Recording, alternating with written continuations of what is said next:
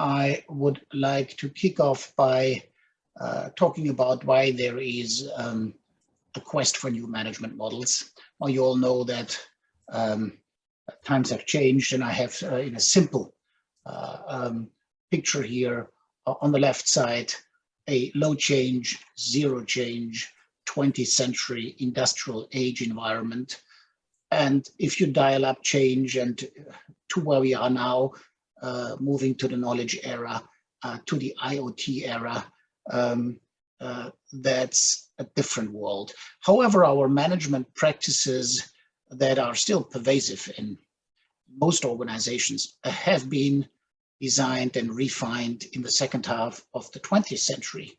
The way how we design organizations, describe jobs, manage careers, delegate innovation to the R&D department.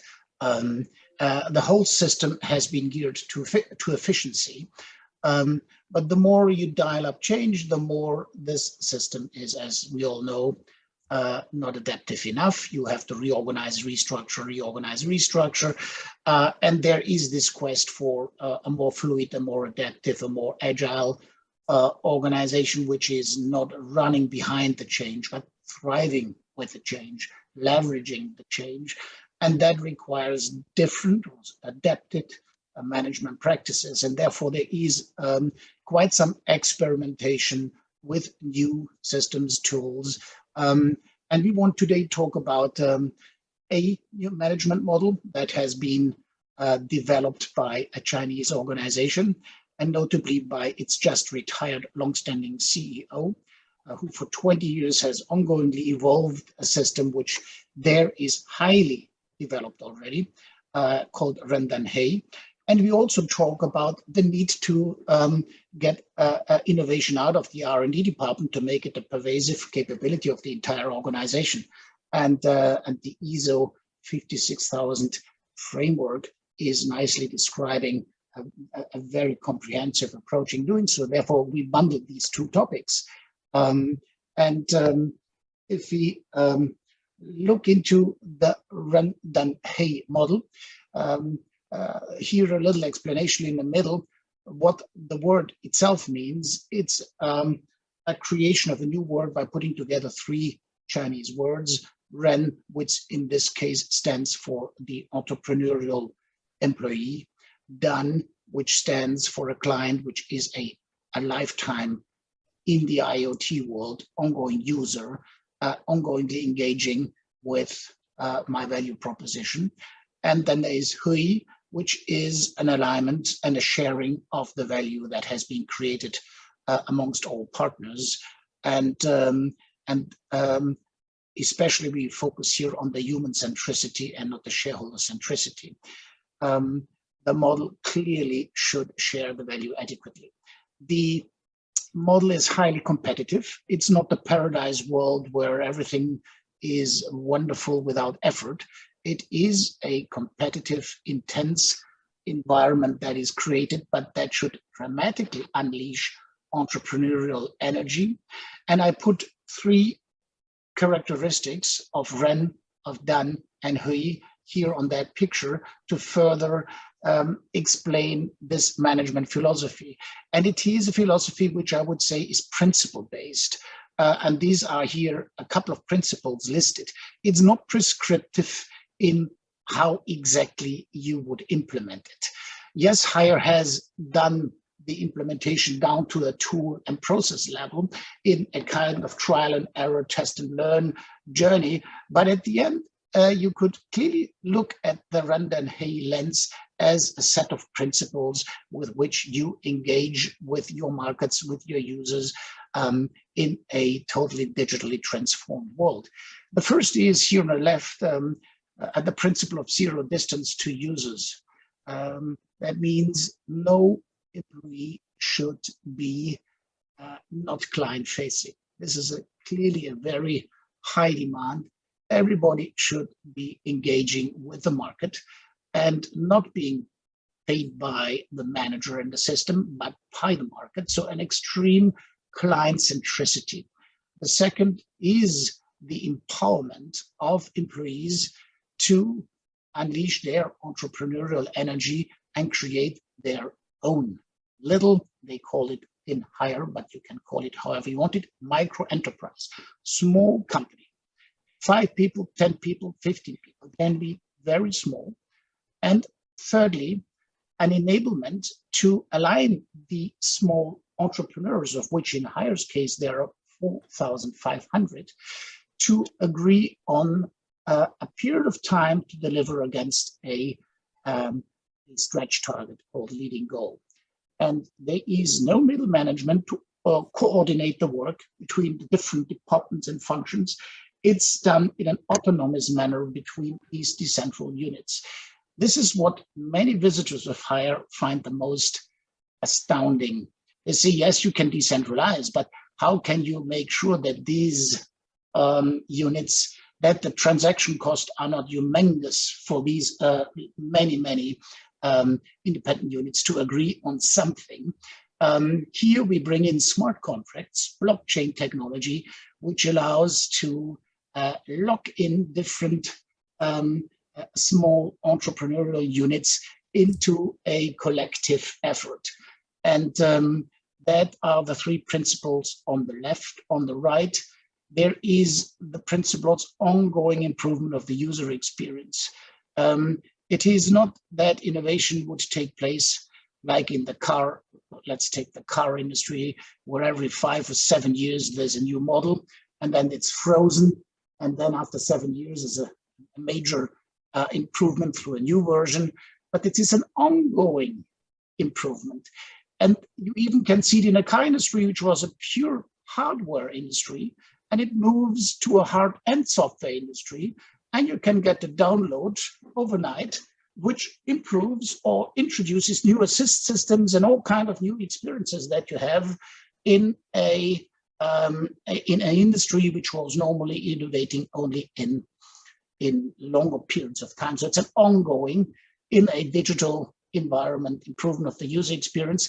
And that should allow to move from a pure transactional revenue, where you sell a product which has a lifetime of a couple of years or 10 years, in Hire's case, which is originally household goods, so washing machines, fridges, climatization, that you have for 10 years, you once sell it, and for 10 years you don't hear from the client, that you move to this ongoing engagement through sensors, through digital interfaces. Let's take a fridge with a screen, and that screen is your window to food delivery, to recipes, to visiting manufacturers of food, of engaging in all kinds of social media. And every time that screen is the window to a much broader world, you earn a little fee. And that fridge has been before only a generator of once a transactional revenue, is now an engine of recurrent revenue. And we see that at Hire, they have already achieved some 20% of overall revenues are recurrent. And that allows also to ongoingly improve the experience by introducing outside partners into delivering an even broader value perspective to your clients. And you move from a purely product brand to an ecosystem brand. And in the bottom with the HOI, you see the idea of the value that is created should be shared. And in the smart contracts is already embedded a value added sharing mechanism that is clearly defining if we achieve the target, this is what everybody gets. And if we overachieve, this is what everybody gets in addition. And if there are any additional issues coming up, there is a value adjustment mechanism that allows to put on further bonuses for overcoming these hurdles. And the overall logic is people shouldn't be paid by their managers, people should be paid by their users. And so you see, it's a very radical approach.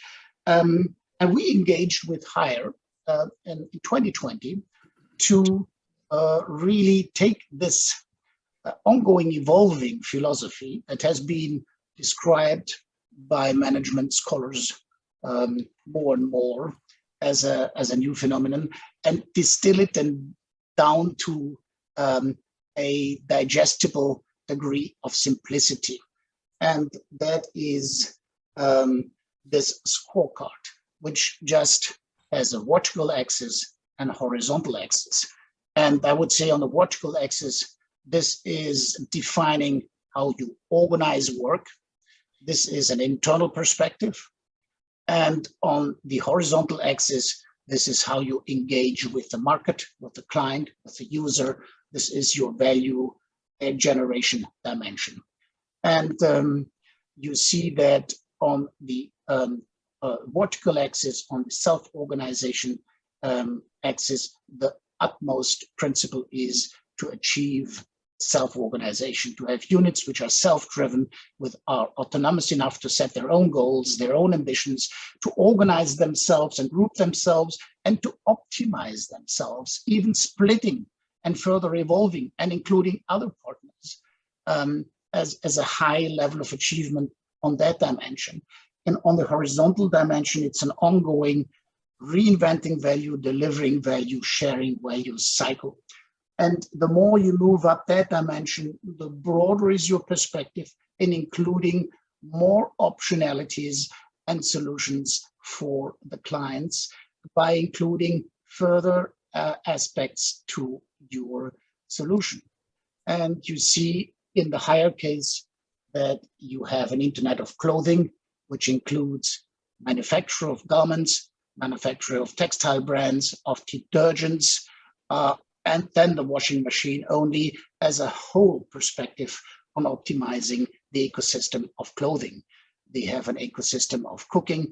They have, we looked into a case of ecosystem of cancer treatment, where they acquired a hospital which had normally a 3 weeks engagement with a cancer patient, though the cancer patient normally has a 2-year overall cancer journey.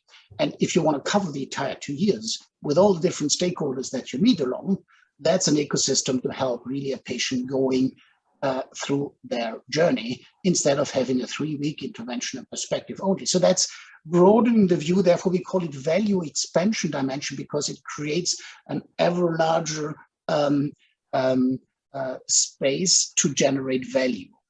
And that's the hypothesis that Hire is putting out there. If you advance on both dimensions, you will generate exponential growth. So it's a pretty high price that you would get if going so. So what we did, we boiled this scorecard down into a certification scheme, which is not an assessment in terms of tick the box. It is a strategic reflection of where you stand as an organization and where you could go and should go next. So it's more of a strategic dialogue and development tool than a pure, this is here a fair assessment of exactly of your current state of affairs. If anybody wants to know more, our website is efmdglobal.org. You see it at the bottom, and you see assessments, and then you end up on RenDanHeYi, and then all the material is freely available there for all those who would like to afterwards look something more up. We defined 4 standards on the vertical axis and 4 standards on the horizontal axis, which would be standards of good managerial practice when pursuing this direction. That's turning employees into entrepreneurs, enable collaboration between autonomous ecosystem partners, drive a performance culture and continuous optimization, instill a growth mindset on the organizational dimension. And on the value dimension, it is anticipate evolving user needs, continuously improve the user experience, generate ecosystem revenue, build an ecosystem brand. You see that underpinned with each with 3 further criteria. And we have additional questions, but I don't want to go here at this occasion into more detail. The benefits that you would go through that certification is for those who engage in organizational transformation, in experimenting with new ways of managing. That's an opportunity to look at where you are and have an outside-in perspective of where you are, which should help you accelerate your transformation through reflection and through provision of an unbiased outside-in view. That's the first benefit that you should get out of going through that process. The second is, we see in quite a few organizations, it's still early days. It's still experimentation, either in a functional domain or in a geographical area, and not corporate-wide if you are a large cap. And those who experiment are still the heroes that are looked at as disturbing the nice world that has been created over the last 50 years. And is that really necessary? And And that certification would help to give those heroes credibility by having a fair outside reflection and report on how much sense that makes, where the risks are, and where really the positive aspects are. That should really help to rationalize the internal discussion. And third benefit that could really be generated is that you meet in the community of those that go through the certification like-minded transformers, where you can share experiences about what has been working well and where you always have had some limitations. And part of the feedback that you get, which is broader and richer than that, but part of that is putting you in one of these 4 quadrants, where you would say, how much have you advanced on vertical axis, and how much have you developed value expansion capabilities? On the other, how much have you developed self-organization capabilities? And most who are currently in experimenting with organizational transformations, 90% plus are still in explorer land, and there's nothing bad about it. You can go and take that certification after a year or 2 or 3 or 4, whatever, if you want to see if there is further progress, how much you have moved into the challenger land of really implementing new agile ways of working, or totally different ways, holacracy, whatever principles in organization innovation. And then if you move up on the world to becoming a platform, an ecosystem orchestrator, then you are in innovator land. And if you do both, and few do, those platform organizations that we see, that we all know, they are not really having transformed themselves internally.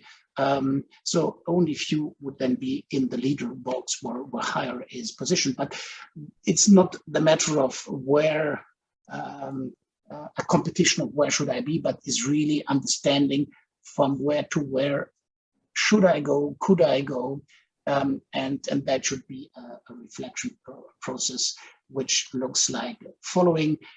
You apply, and we would give you fair feedback if it makes sense to go through the process, or if it's too early because it's all plans and no action yet.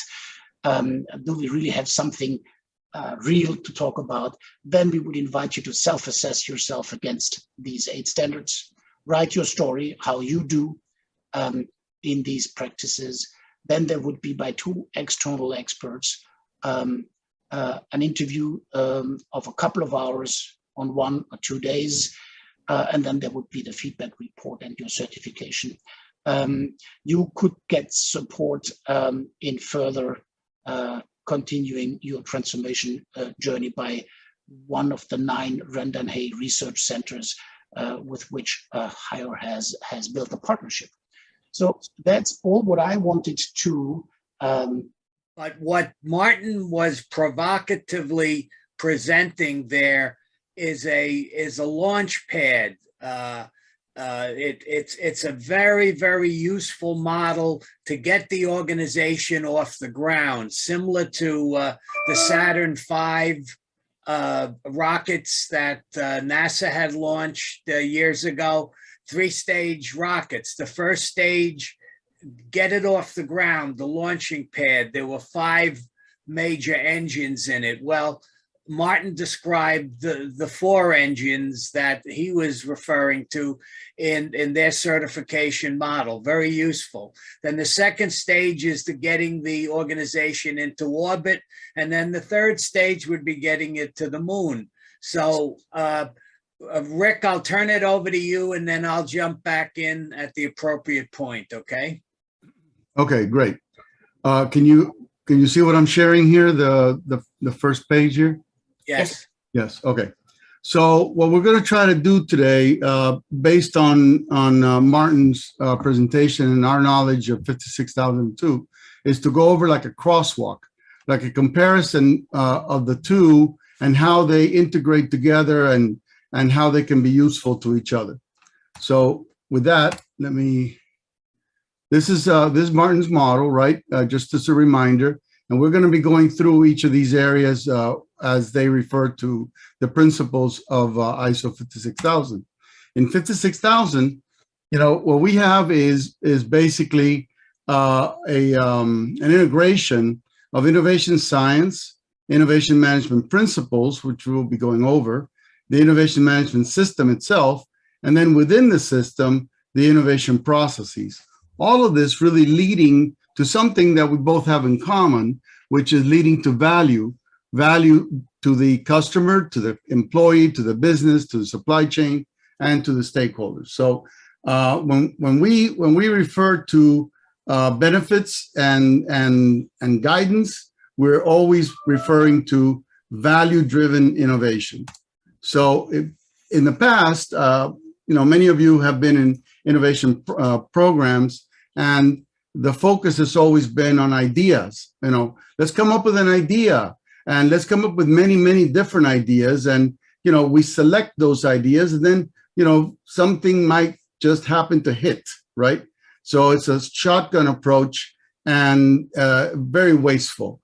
Today, we do it differently. Today, we find out, first of all, what's important to our customer, how is it important to our markets, and bring it down directly to an intent. What are we trying to drive here in this particular innovation process? So once you know what intent you're going to be working on, then you get into identifying ideas and opportunities related to the intent, creating the concepts, validating them, developing the solutions, and then deploying them. So you spend a lot less time. You don't have people in the company that are saying, well, wait a second, I gave you all these ideas and you haven't done anything about them. So, well, you know what? I mean, I wish you hadn't given it to me because those are not of interest right now. Our focus is on this particular intent. So you get people that are disillusioned with the whole process, whereby here, everybody's on the same boat, everybody's in the same direction. And when we're asking for ideas and opportunities, we're asking them in relationship to the strategic intent. So a lot more focused. The other area, and notice that value driven is very similar to what Martin was talking about in their value generation. In the other side, we are focusing on what we call S3, which is systemic, systematic, and sustainable. So we want to make sure that we have a systematic approach, that it's repetitive, that it's predictable, and that it can be improved. So you have a system here. You have something that continuously monitors itself and gets improved over time.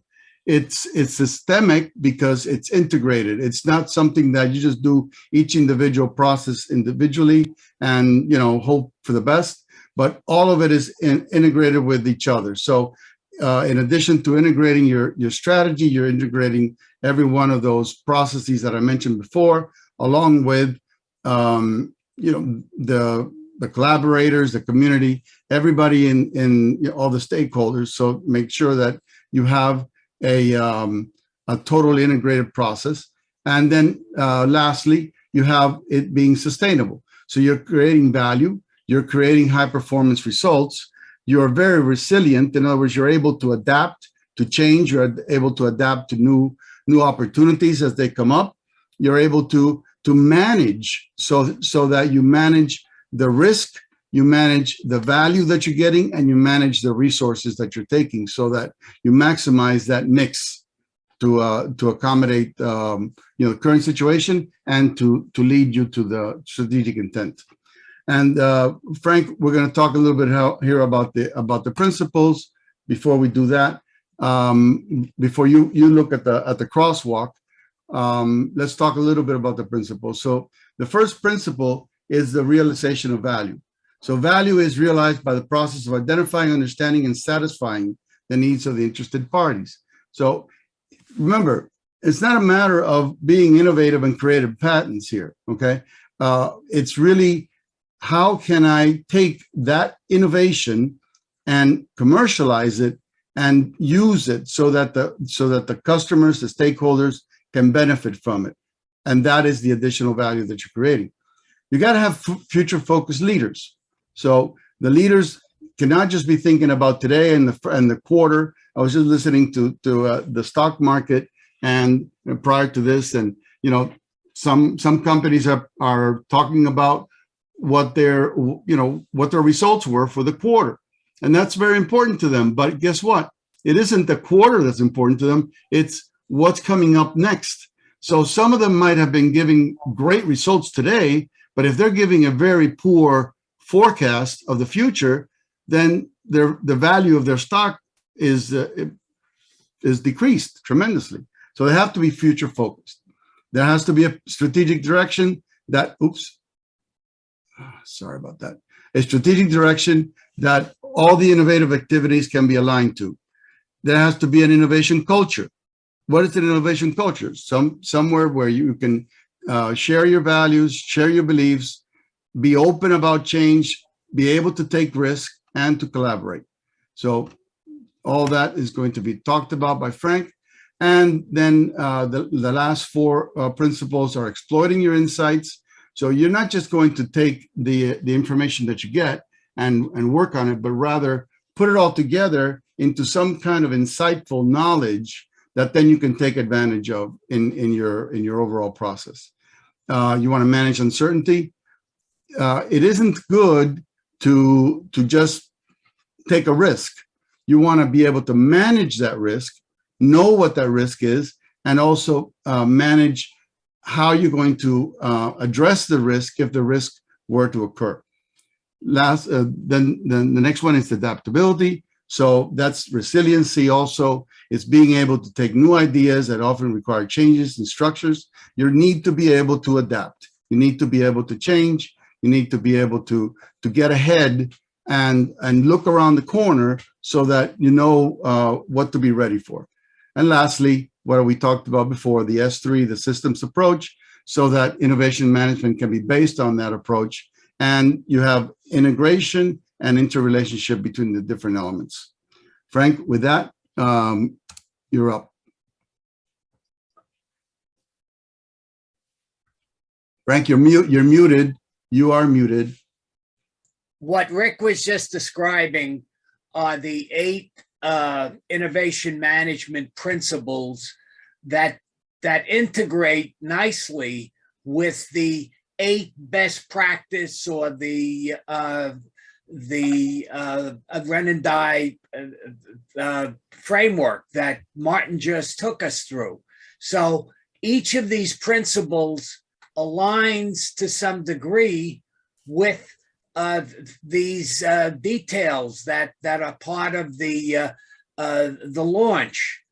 You see the big picture here, okay? But the essence of it is that you need to start somewhere. Many organizations in the past started their quality journey with ISO 9000 or 9001 to be more specific. And 9001 built up momentum over the years, but it wasn't until the 2015 version where it really gained a foothold because of its unique structure.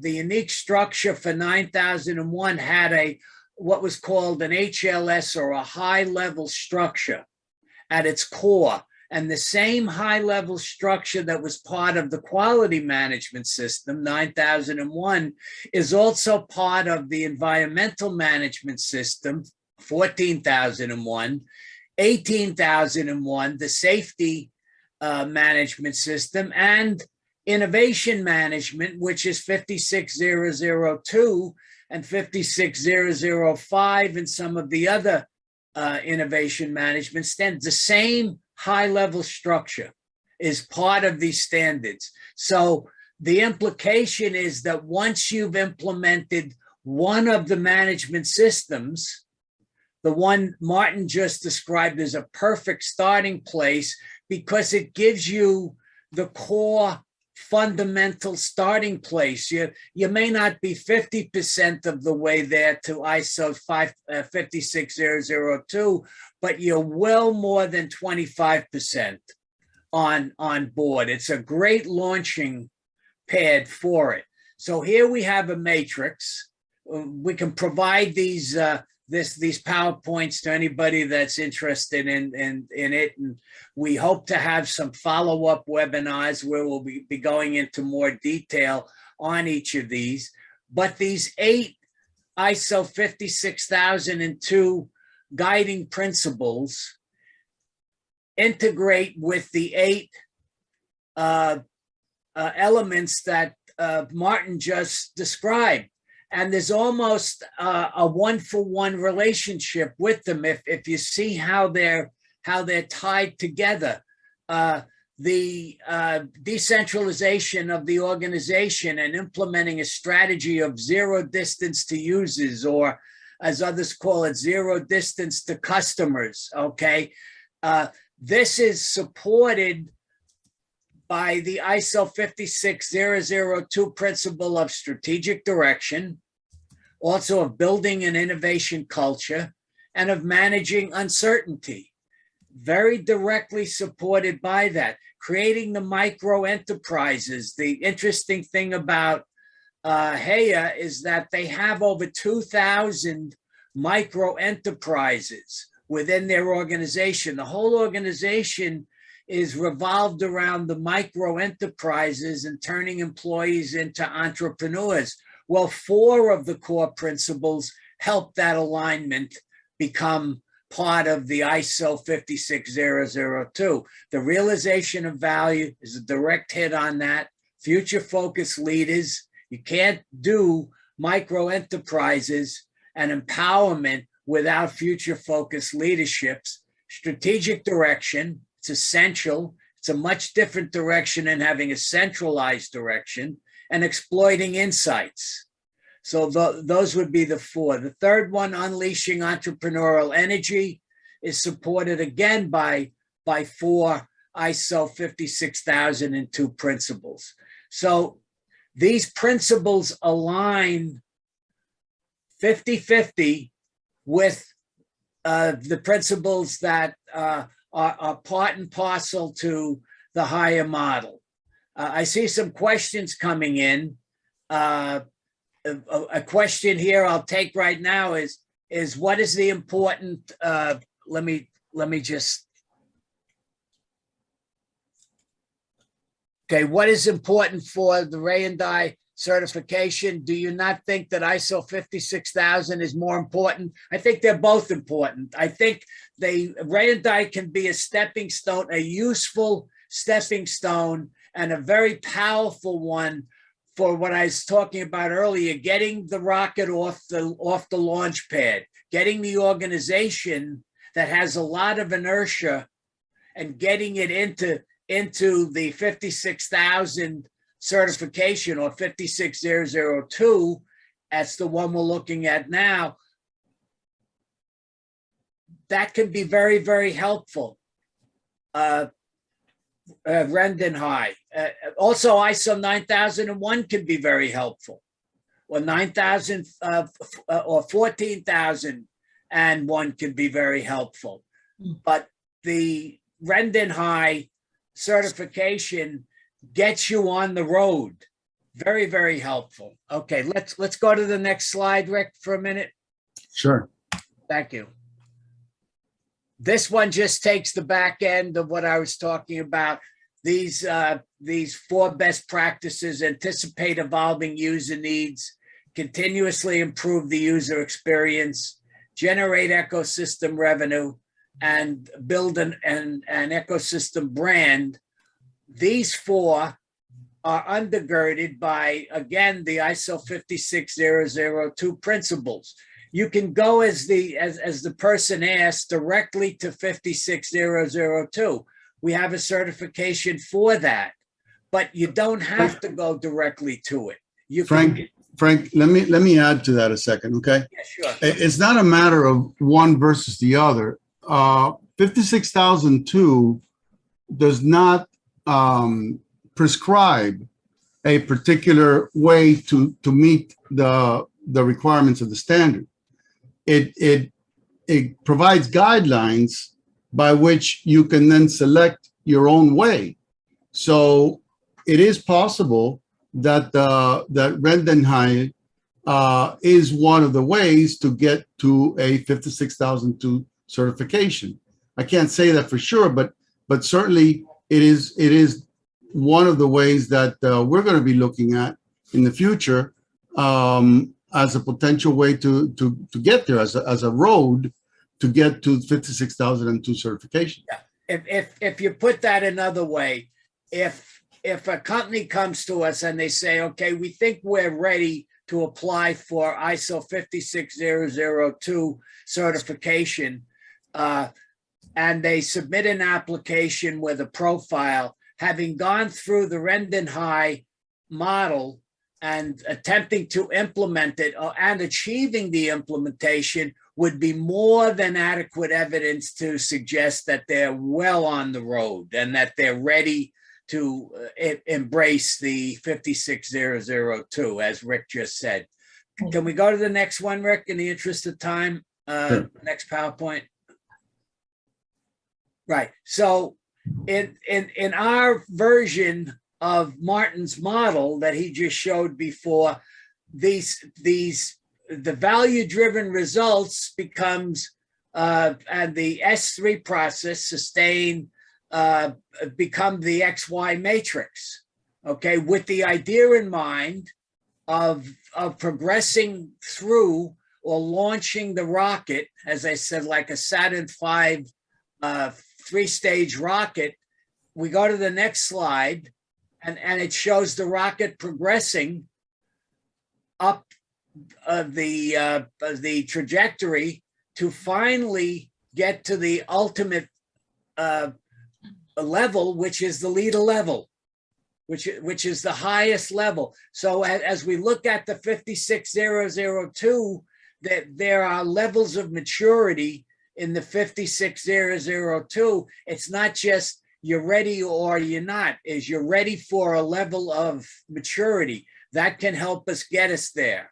Okay, as the next slide shows, Rick, the application here is similar to what Martin showed, except that there's a few other pieces involved in it. The application itself, pretty much standard. The organization explains their context, a profile, who they are. Then they do a self-assessment. Same with Martin's approach. We use that self-assessment as a stepping stone. Then we do an external review. Who does the external review? Some certified lead auditors. Right now, there's a nucleus of lead auditors. They would be tantamount to like Grandmaster Black Belts in the Lean Six Sigma, or Grandmaster Black Belts, is 18 lead auditors that are available from different parts of the world to review the data and execute the audit. Then we produce a feedback report. That's just probably the CEOs that have told me what they've gotten the most out of the journey and the application for certification. Almost universally, all of them say it's the feedback report. It helps us so much. It gives us so much information upon which to continuously improve our innovation management system. That feedback report becomes vital. Okay, then we have a certification to a maturity level. Just like with different organizational maturity levels, here it's not just one level. It's 3 or 4 levels, okay? And then there's a recertification. After a period of 3 years, typically, depends on the level, but average, there's a 3-year recertification. Just like with ISO 9001, there's an annual small recertification, and then there's a 2-year and a 3-year recertification. Here, there's a recertification, okay? Frank, you're being asked here a question about which organization is responsible for issuing the certificate. Okay, right now, since there's no 56001, okay, which is under development and which won't be ready for another 2 years probably, the 56002 is the standard to which we're certifying to.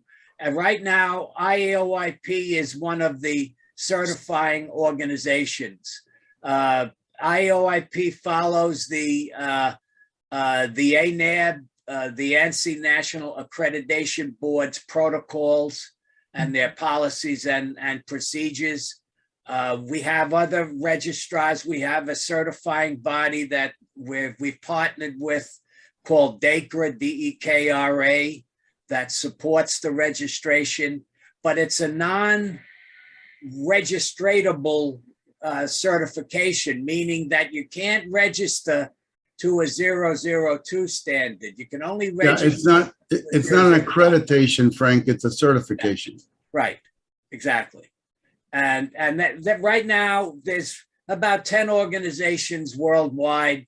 BSI is one of them. IAOIP is our preferred organization that we're members of. We could send you a list of these organizations that do provide this this certification. Just like with ISO 9001, the level who you choose for your certifying body becomes important. How well do they understand the model? How well do they understand how it was put together? The one advantage that we have is that we help develop the standards. Mm-hmm. So we have a merit committee and a certification body as part of our US tag, the US Technical Advisory Group, and we're the ANSI, American National Standards Institute, representative to ISO. Right. So if I may say something here, just to answer that question to Nahel, I think, there are right now the RenDanHeYi certification is through EFMD, and the 56002 is through the IAOIP or certification bodies. Hopefully in the future, to answer the other question that was before, hopefully in the future, those might be, even more integrated. So this is at least my dream, working for the RenDanHeYi Center here in Silicon Valley, that if you are, certified and approved to one, it would be very easy for you to be certified in the other as well. So those will not be like totally two different things, but they can actually be complementing each other, and it could be very easy for a company to be certified according to both and covered in both perspective. And for me, I think this is so interesting. I was working with the quality standards for healthcare sector for 30 years ago with the ISO 9000. And now we're sitting 30 years later and discussing the ISO standard or upcoming standard for innovation management. Right. RenDanHeYi, at least I see this more as a management system. So if you think about quality system as a subsystem within an organization, and then you think about innovation management as another, how you actually become super efficient in innovating. RenDanHeYi is more of a management model. How do you, overall, holistically, how can you run the company in order to be very innovative, but also adaptable and all those. And as we've seen, the principles are very similar. They are complementing each other, and even, the same in many perspectives, which is, it's a very positive thing in order for us in the future to make those even more intertwined. Yeah. Actually. Yeah, it's a very good point. And what we're focusing on actually for the 56002 certification are those companies that have in the previously been certified to 9001 2015 because of what Frank mentioned, which is that they both carry a similar high level structure. So if you've been certified to 9001 2015, you will have, let's say 30 to 40% of the battle already won, because you'll be able to use a lot of the same information. Right. And the same would hold true for the matrix we just showed.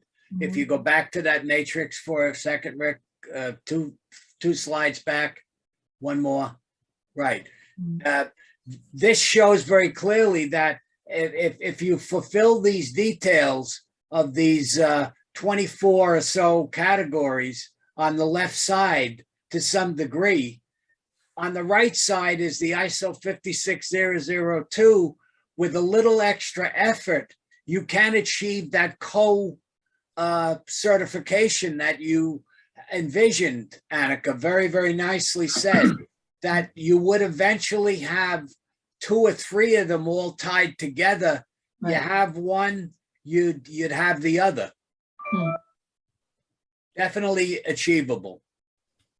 And I think it's also important to maybe mention that it's not only that you as a company can become more systematic and excellent in your innovation work, and go for more of a scalable management model. But I think a belief is also maybe that this model is necessary for this new economy where the change is tremendously fast and technology development is extremely exponential, that this model can fit really well in that economy as well. We have some minutes left. It was very informative, fantastic presentations, both of you, all 3 of you. Do we have any questions from the audience? You have been very quiet. I want to see more questions. We got very good questions so far. Please send them either in the chat or the Q&A if you have any question. We have 6 more minutes before we need to end.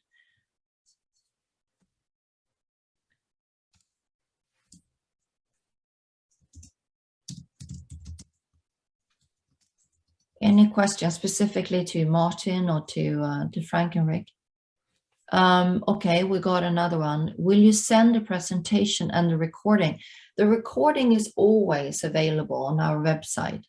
I can send you the website again.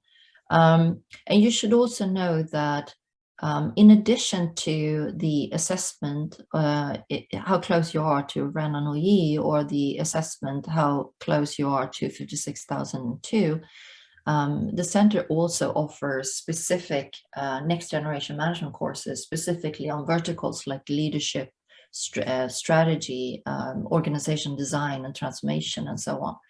So if you go there, you will find the webinar, but also courses that you can take. I send it over again.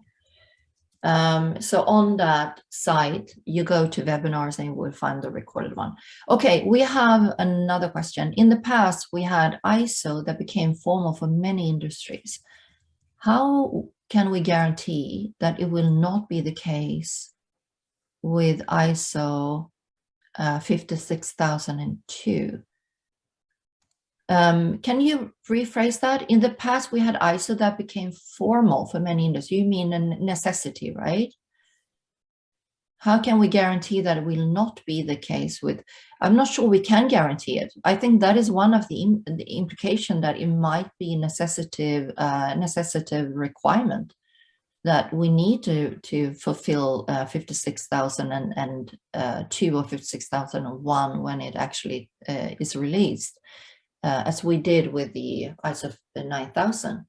Yeah, I firmly believe that eventually, once some of the larger companies and especially government agencies start, requesting them, requesting their suppliers to be certified in innovation management, which makes a lot of sense. That then it will become more formal as you want to mention it. But I don't think it's a matter of formality. It's a matter of making it important to organizations to emphasize innovation and to manage their innovation rather than just do it haphazardly. So it's not something that is going to be forced on anybody. I think it's something that everybody will want to be a part of. And also, it depends on what part of the world that you're from. Different parts of the world are reacting differently to the ISO 56000 standards. For example, in our work in Latin America, we're seeing a lot more emphasis being placed on the government's involvement with the so-called mirror committees and the technical advisory groups in leading the charge. In my country, in the US, there's a little more hesitancy about the government getting behind it. In Europe, there seems to be a lot of interest from the municipalities and other grassroots type of things. In Japan and China, there's a different focus. In China, there's a heavy government focus. So it depends on, the answer to your question is it depends on where you're from. Mm-hmm. Everybody has a different view on it, depends on your country's view. Yeah, that's a good point. It shouldn't be perceived as let's say, as a bureaucratic formality, i.e., you have to go through that as a license to play, but it's a nuisance and it's just endless checklists to fill in and it's just paperwork. I'm not an expert in 56,000, but as I understand it, and as I understand RenDanHeYi, we keep it as a principle level and not down as a prescriptive process level, that there is only one way of doing things, but it is a framework of reflection at a relatively high level, which allows absolutely many different gazillions way of implementation. So it's not stifling the organization in terms of a kind of a bureaucratic model, which might be against your own ambition levels. That was well said, Martin. Keeping it at the principal level really elevates it and makes it very strategic. We're talking about strategic innovation here. We're not talking, and that's the difference. And let's come to what we really talk about. We are talking about transforming companies, right? Going from the bureaucratic model, the industry age model to a new one. And I want to get the opportunity to say one last word before we close this webinar. Please sign up for our next free webinar on May 25th. I sent you the link in the chat window, and it's all about business transformation. And we will have Janka then that will lead that webinar together with Josh and Gusser from Bosch Power Tool. So don't miss that, where you will learn more about business transformation, and we can also continue to discuss how we can actually succeed transforming our businesses. Also, Annika, just a final thought. We will go through all of these comments in the chat, and we will provide a composite response from the presenters, which then we'll have you ask you to send out to all the participants. So every question will be answered. Thank you. Absolutely. That would be absolutely amazing. Okay, so we hope that you enjoyed this webinar. I at least learned a lot. Thank you, Rick and Frank, for doing this integration between and mapping the RenDanHeYi certificate with the principle of ISO 56002. It was amazing. It was the first time I saw that myself. I learned a lot in this webinar. Thank you so much. And for everyone, we are coming back to you with answer to your questions, and also the certification bodies, right? Who to contact. right? Yeah, there's a question in the Q&A that I would like to answer, if you don't mind. Of course, one minute, yeah. Okay, so when will IOIP have courses on ISO 56002? We have a professional development process that goes all the way from foundational through IMS practitioner, and then IMS developer implementer, and then lastly, the lead auditor that we mentioned here before, ISO 56002 lead auditor. So if you're interested, you know, reach out to us and be glad to turn you on to that. Okay, and where do you reach out? You might need to know that as well. You can always contact us. Contact you. Yeah, it's through me. You can contact me and I will make sure that you get the information you need. Yeah. Okay, so take care, everyone, and have a lovely day or evening, wherever you are in the world.